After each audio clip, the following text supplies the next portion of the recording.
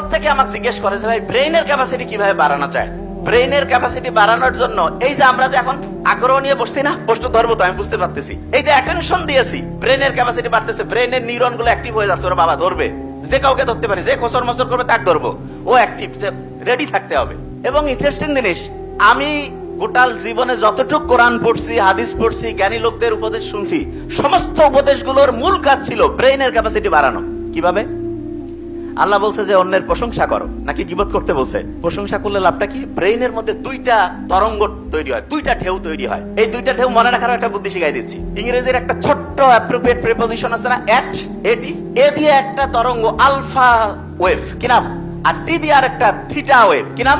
এই দুইটা হচ্ছে চাচাতো খালাতো ভাইয়ের মতো। এই দুই ভাই যদি একসাথে আসে, সবচেয়ে পাওয়ারফুল, সবচেয়ে শক্তিশালী হয়ে যায়। কিরকম শক্তিশালী? ওই দুই ভাইয়ের নাম জানি তো, যারা আকাশে বেলুন দিয়ে বিমান উড়াইছিল, ওই যে রাইট ভ্রাতৃদ্বয়, খেয়াল আছে? ঠিক তেমনি করে ব্রেইনের সবচেয়ে উপকারী দুইটা ঢেউয়ের প্রথমটা আলফা, তারপরেরটার নাম কি?